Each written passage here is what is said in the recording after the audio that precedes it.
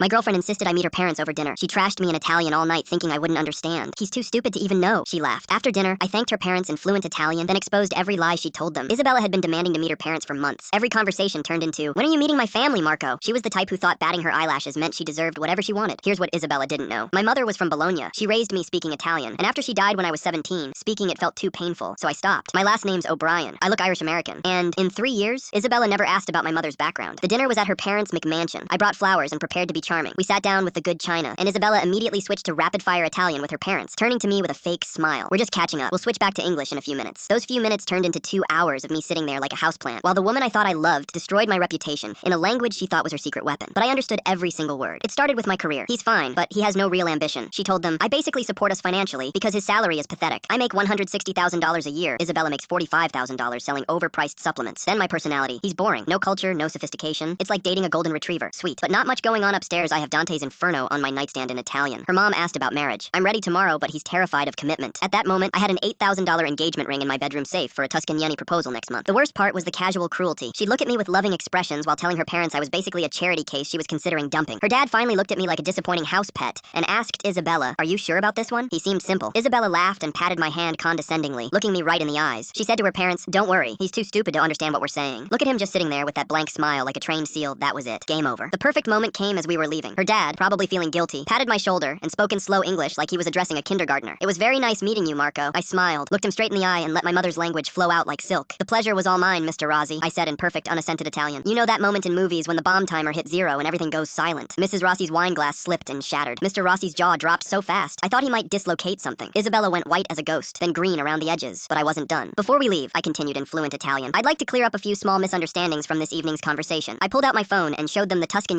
trip confirmation. First-class tickets, 4-season suite. This was your daughter's birthday surprise. Isabella's face was getting whiter by the second. She mentioned my supposed lack of interest in Italian culture. My mother, Francesca, was from Bologna. She raised me speaking her language. After she passed, it became too painful to speak. I kept it private because it was sacred to me. Mrs. Rossi's hand went to her chest, her expression changing from disgust to horror. And finally, I looked directly at Isabella, my voice ice cold. "You told your parents I was afraid of commitment. You said this knowing I've spent 2 months designing your engagement ring, planning to propose to you in the hills of Tuscany." I stood up, turned to her parents. "Thank you for everything. You have a beautiful home." Then I walked out, leaving Isabella in the wreckage she'd created. Isabella refused to leave my apartment, so I had my friends stay as backup. She escalated to theft, stealing my mother's jewelry box and $12,000 worth of belongings. When that didn't work, she and her friends began stalking me at my gym and office. I went legal, restraining order, theft charges, civil suit. The judge granted everything immediately. The real shock came during court. Isabella's father contacted my lawyer privately, horrified by his daughter's behavior. He paid the full settlement and personally returned my mother's jewelry box. Isabella walked into that courtroom expecting daddy's support and found him sitting on my side instead. 6 months later, her life had completely imploded. No job, legal bills she couldn't afford, and a reputation permanently damaged.